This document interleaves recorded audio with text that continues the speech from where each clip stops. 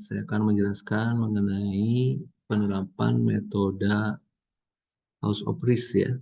House of Risk ini adalah pendekatan sistematis untuk mengidentifikasi, menganalisis, dan memitigasi risiko dalam rantai pasokan. Nah, dalam metode House of Risk ini dibuat dua fase ya. Fase pertama itu adalah fungsi untuk identifikasi dan penilaian risiko. Kemudian fungsi kedua adalah strategi mitigasi risiko.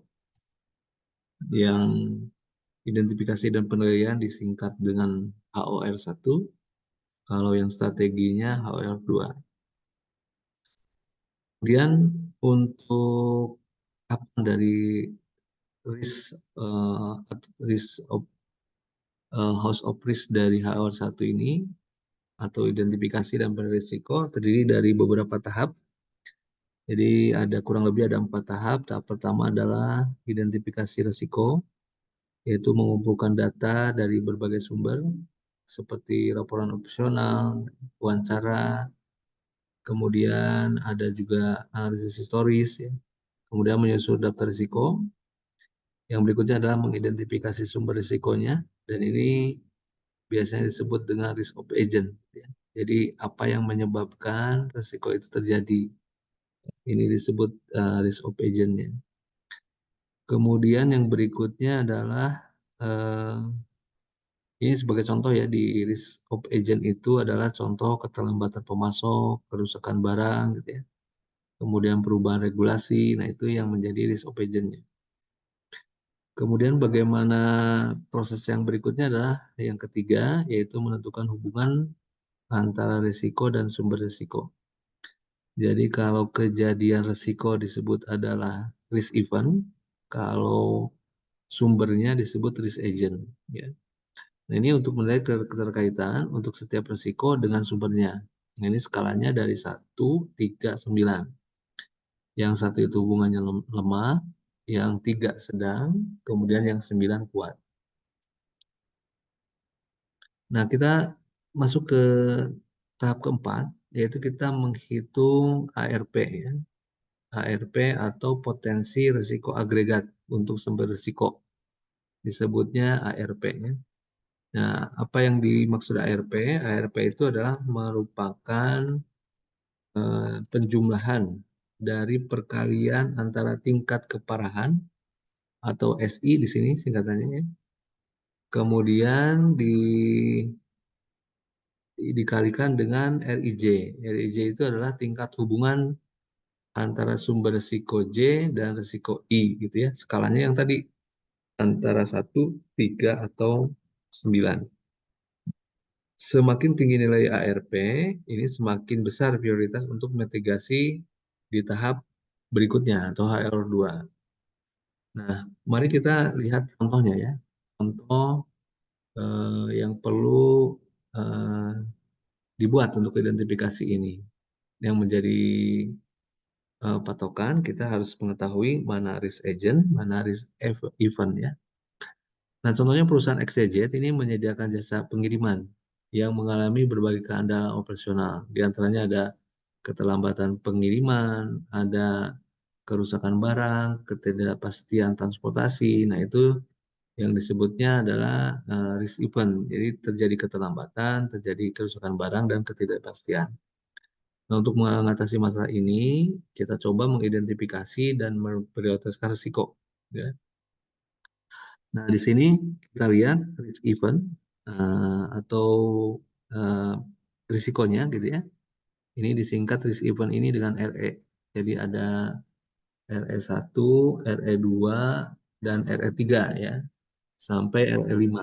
Jadi contohnya ini RE1, ini keterlambatan pengiriman, kemudian yang berikutnya kerusakan barang, yang berikutnya lagi kehilangan barang, kemudian ada biaya pengiriman yang meningkat tiba-tiba dan ketidakpatuhan regulasi. Jadi dari masing-masing ini muncul event atau kejadian adanya keterlambatan dan lain-lain gitu ya. Nah, ini disingkat dengan RE. Ini bisa berapa tergantung dari kejadian yang ada di perusahaan tersebut gitu ya. Prosesnya seperti apa. Nah, setelah risk event, ini ada yang dimaksud dengan risk agent. Jadi kejadian-kejadian yang terjadi di atas ini diakibatkan oleh agennya siapa gitu ya, atau di dikenanya oleh siapa gitu ya. Nah, risk agent ini disingkat dengan RA. Jadi ada RA1, RA2, RA3 sampai RA7 nih. RA1 itu untuk kurangnya armada ya. Di sini kalau dilihat kurangnya armada, kemudian RA2 cuaca buruk gitu ya. RA3 kesalahan operator logistik, RA4 kerusakan infrastruktur, kemudian RA5 ketidakakuratan sistem tracking, RA6 ini adalah fluktuasi harga bahan bakar, dan yang berikutnya regulasi pemerintah baru. Jadi dari risk event yang sudah terjadi di atas ini gitu ya. Nah, diidentifikasi kira-kira agentnya apa saja gitu ya. Atau apa saja yang memungkinkan ini terjadi. Jadi ini hasil dari diskusi tim sendiri gitu ya. Nah, yang berikutnya setelah kita mendefinisikan apa risk agent, kemudian apa juga risk event, selanjutnya kita adalah menentukan hubungan, ya, menentukan hubungan antara risk eventnya. Jadi yang ini yang sebelah sini adalah risk event, ya, yang sebelah sini ini risk agent, gitu ya. Nah, contoh ya, ini ada keterlambatan pengiriman. Keterlambatan pengiriman ini diakibatkan oleh yang mana gitu ya. Ini ada RA1. RA1 ini kalau dilihat ke atas gitu ya. RA1 itu kurangnya armada. Jadi bisa dilihat RA1 itu kurangnya armada. Jadi contohnya di sini ini masalah armada. Nah, ini kurang armadanya ya. Jadi kalau dilihat ini kurang armada. Jadi kita menentukan nilainya berapa nih yang untuk di sini. Kebetulan ini hubungannya kuat gitu ya, keterlambatan pengiriman dengan armada. Kemudian kita lanjut lagi, RA2-nya apa? RA2 ini cuaca buruk, RA3 kesalahan operator gitu ya, RA4 kerusakan gitu ya. Kemudian kita menentukan kira-kira karena apa gitu ya. Nah, ini dicari gitu ya hubungannya. Nah, kalau ada yang nol seperti ini, berarti hubungannya memang tidak kuat atau tidak ada hubungan. Jadi contoh yang RA6 ini adalah fluktuasi harga bahan bakar gitu ya. Nah, kebetulan fluktuasi harga bahan bakar tidak menentukan keterlambatan pengiriman karena bahan bakar tidak masuk ke sini sehingga hubungannya nol. Jadi kalau ada nilainya nol berarti dia tidak ada hubungannya. Kecuali kalau nilainya ada 1 sampai 9 berarti dia hubungannya kuat ya. Nah, setelah dihitung dari sana di atas tadi, kemudian kita lihat eh, tingkat keparahan risiko ya atau severity. Tingkat keparahan ini kita lihat risk event-nya, kejadiannya gitu ya. RS1 itu adalah keterlambatan pengiriman. Ini keparahannya berapa gitu ya. Ini skalanya dari 1 sampai 10. Nah, tingkat keparahan ini dilihat dari kontribusi yang bersangkutan terhadap kerugian yang mungkin terjadi gitu ya, yang mungkin terjadi. Jadi ini ditentukan oleh tim yang mendefinisikan kira-kira yang RS1 atau keterlambatan pengiriman gitu ya, kerusakan kehilangan barang ini berapa sih nilainya gitu ya. Jadi nanti mungkin saja kalau kita menentukan RS1 ini misal ya, misal skalanya oh ini kalau keterlambatan ini misalkan saya 8 aja boleh atau yang kerusakan itu 7 boleh. Jadi tergantung dari nanti masing-masing. Yang penting kita sudah menentukan stratifikasinya gitu ya. Nah, ini langkah berikutnya adalah menentukan tingkat keparahan atau severity. Nah, selanjutnya tinggal kita mengalihkan gitu ya. Tinggal mengalihkan. Mengalihkannya adalah SI atau tingkat keparahannya tadi gitu ya. Kemudian dikalikan dengan RIC. Kalau kita lihat di sini ini ada 9. 9-nya itu dari sini RE1 risk event 1 ya. Risk event 1 ini untuk ARP RA1 ya. ARP RA1 ini contohnya kurangnya armada kendaraan. Nah, kurang armada kendaraan itu risk eventnya. Nah, risk eventnya ini adalah kurangnya armada kendaraan. Ya, kalau misalkan dilihat di sini RA1 ini 9, maka kita bisa mengalihkannya dengan R-nya. R-nya berapa gitu ya. Jadi kalau dilihat di sini RA1-nya ya, ini diambil dari RA1 9.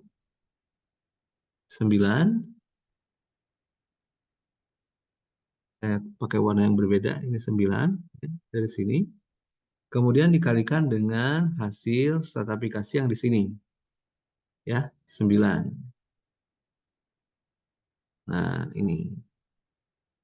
Ya. Sehingga di sini tuliskannya adalah 9 dikali 9. Itu yang dari RA1. Kemudian yang kedua, kita lihat di sini. Ya. Ini yang pertama itu 8. Ya, 8.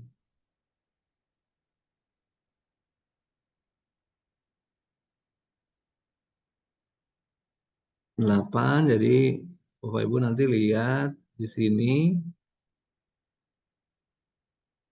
Nah, ini yang dilihat itu RA1 yang ke sini Bapak Ibu. Nah, nanti pengalinya itu dikalikan dengan urutan yang di sini. Ya. Ini RE1 sampai RE5. Ya. Nah, ini saya ambil dulu, dipindahkan ke sini. 9, 8, 7, 6. Di sini berarti 9, 8, 7, 6, kemudian 5.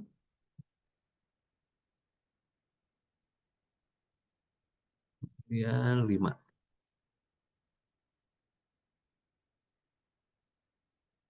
Nah, di sini 5.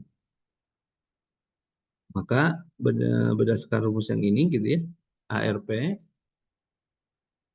kalau kita rumusnya ARP, kita tinggal kalikan saja ini ya. Kemudian nanti ditambahkan. Di 9 dikali 9 ditambah 8 kali 0 ditambah 7 kali 0 ditambah 6 kali 0 tambah 5 kali 0. Nah, berikut juga ini yang RA1 ya. RA1. Kalau RP2 berarti kita mengalihkan yang RA kedua. Ini kedua. Ya. Jadi kalau yang ini untuk yang di sini, kalau yang ini misalkan untuk yang ini. Jadi nanti tinggal mengalihkan saja. 9 dikali 3 ditambah 3 dikali atau 8 dikali 3 tambah 7 kali 0 tambah 6 kali 0 tambah 5 kali 0. Oke, sampai selanjutnya gitu ya. Selanjutnya. Nah, nanti kita dapatkan ini kalau kita sudah jumlahkan ya, masing-masing nilainya seperti ini gitu ya. Jadi kurangnya armada kendaraan 81, cuaca buruk ini 5 gitu ya. Kemudian 98 kesan operator ini sama gitu ya. Setelah dikalikan ini hasilnya. Nah, setelah itu kita memilih ARP yang memiliki nilai ARP terbesar. Jadi kalau dilihat di sini ARP terbesarnya adalah yang 108 ini yang pertama, ranking pertama. Kemudian yang berikutnya adalah ini yang kedua. Kemudian yang berikutnya 81 yang ketiga. Atau kerusakan infrastruktur jalan nomor 1, kesalahan operator logistik nomor 2, armada logistik nomor 3. Nah, itulah yang menjadi prioritas mitigasi untuk HEOR kedua. Nanti kita menghitung HEOR 2 itu seperti apa gitu ya. Nah, Sampai sini mungkin saya sampaikan bagaimana menghitung HOR1. Terima kasih.